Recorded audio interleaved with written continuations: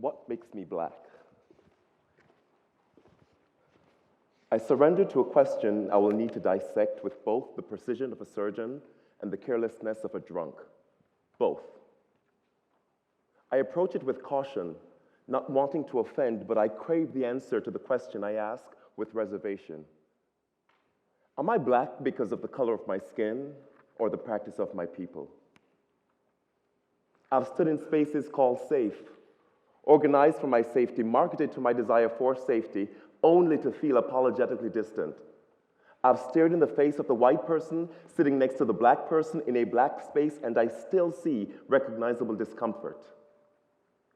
Are my ancestors in graves still tormented by the struggles that exist? Are they okay with me living off their legacy without creating a legacy of my own? Should I bear the scar of every black man?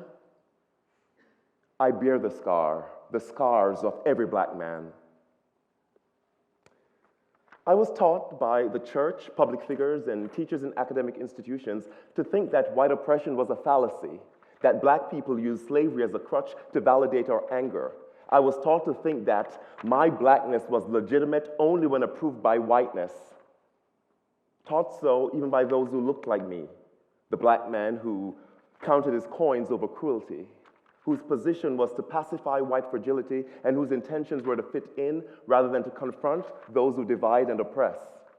So I sought affirmation of my blackness in writings by scholars of color who recognized and celebrated the contributions of Africans, Asians, Latinos, Pacific Islanders, and Native Americans, and other ethnic groups. I grew up in Jamaica, a culture rich in food, music, sports, dance, dance forms like the Dinky Mini and the Brookings. We dance with our hips and our pelvises, our backs and our torsos, physicalizing the rhythms of reggae and dancehall, allowing our bodies to be expressive without being sexualized, exoticized, fetishized. I'm remembering family gatherings in the backyard where all ages dance together, bodies moving with easygoing delight. My Jamaican dance forms connected me to African traditions. Traditions then continue to influence many different aesthetics today. The call and response seen in hip-hop dance battles can be traced to African diasporic traditions. The syncopations and polyrhythms seen in jazz styles can be linked to the pelvic proprietorship of twerking, which is neither new nor white. But I was never taught these links in my dance training. Now that I'm a college professor of dance, I choose not to ignore my nuanced individuality. I teach from books, yes, but I also teach from my lived experiences. In grad school, I read the writings of mostly white scholars. This created a vacuum of culturally specific perspectives, eradicating other voices, causing ideas and discussions to be framed through a single lens, a reduced lens, a smaller lens. You see, when the bulk of scholarship on any topic is primarily produced by a single cultural perspective, in this case, white academics, it is arguably limited, even if unintentionally so. The erasure of people like me from the dance history I was taught made me question the presence of people of color in books, on stage, on film, in the curriculum, even on faculty rosters. Yes, because it was being erased, I began to see race everywhere.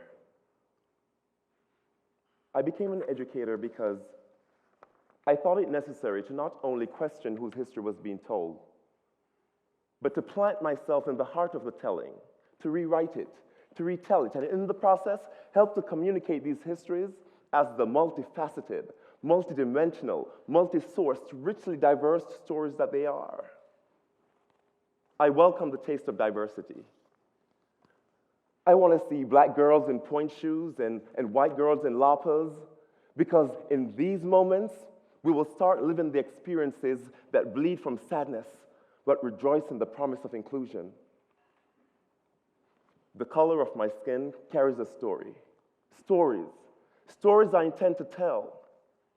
Stories of a poisoned past, Jim Crow, segregation, police brutality, mass incarcerations, lynching. Stories that continue to blemish where we stand. Stories of brothers forgiving brothers. Stories of friends protecting friends from prejudice, calling attention to systems of oppression. Stories of strangers helping strangers with outstretched hands, reminding us that the stories we must tell are stories of hope and optimism. But make no mistake, I am not so alienated from my reality that I don't see the ugliness that confronts me daily. I'm not so whitewashed, so hungry for utopia that I don't see the white woman pulling her purse closer to her as I adjust my body position to fit in the crowded elevator. Racism is real. Make no mistake, we are not equal. The pride of my people is accompanied by an ever-present morbid past that cannot be erased with the bumping of fists or the shaking of hands. I am fully aware that some of my white counterparts are not doing the work to combat racism because they grew up in a world where race for them is not an issue. It will take more than the talk about race to combat issues that deal with perspectives on cultural identity, inclusion, and diversity. See, I also grew up in a culture where women were celebrated for their bodily bounty. Now I find myself in a society where feminine curves are denounced, and the term plus size is nothing but the noose around the necks of women. I remember being 14,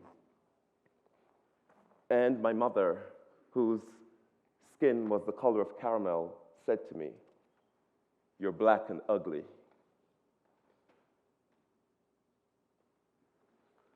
That statement stuck with me until well into my 20s, shaping my understanding of beauty in others and in myself.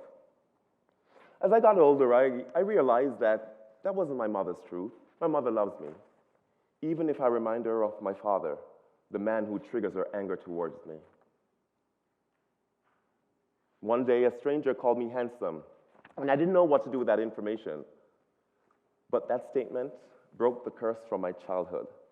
Years later, I stand before you, a man purged of his childhood insecurities, almost completely. I believe that my dark skin was ugly. I believe that my wide nose was horrid. I believe that I was not beautiful and I had to fit in a mold I could never fill because I was never born that way. Still true for so many little black boys and black girls. See, we all know the mainstream images of skinny and white on the covers of magazines are marketed symbols of beauty, but when will we also embrace larger frames and Afro-textured hair as beautiful?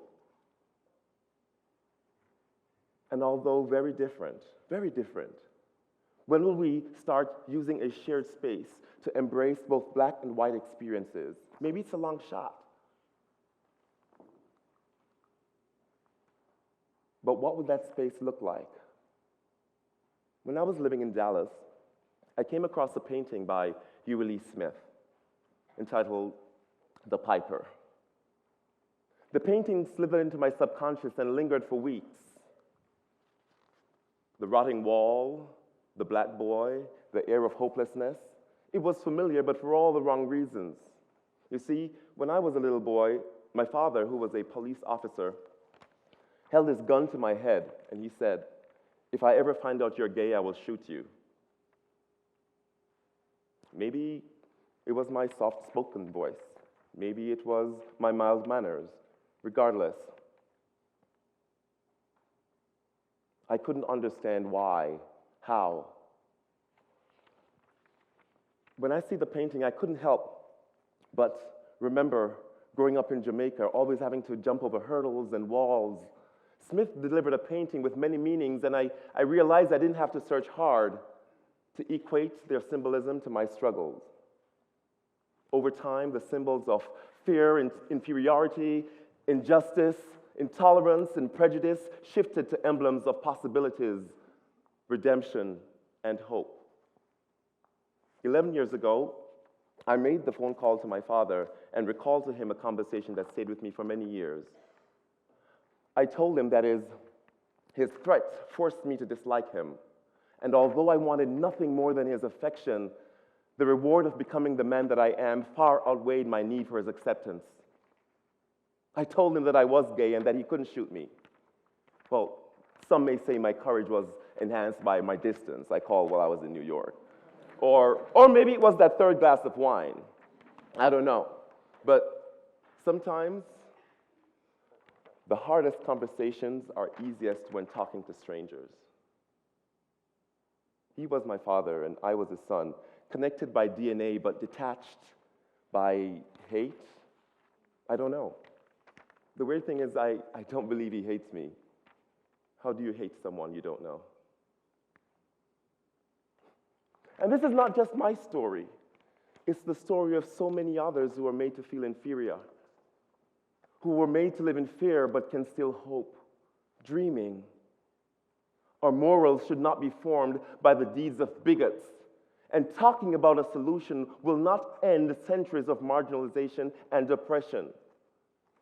We have all engraved our markings into the landscape of a great nation, hoping to form a waterfall of parity. There is so much beauty in other. There is so much beauty in other. Being a black gay man taught me that. So who are you? Who are we? We are all pieces of each other, vessels of triumph, if we choose to embrace the struggles of the person sitting next to us. We're all signals of hope, chanting the hymns of redemption, singing alongside a multitude of ethnic groups, if only to sound harmonious. We are pillars of promise, denouncing inequality, kissing the lips of liberation, because in this moment, we should start tasting a new tomorrow, knowing that hatred, intolerance, and tyranny can be pruned and discarded. Thank you.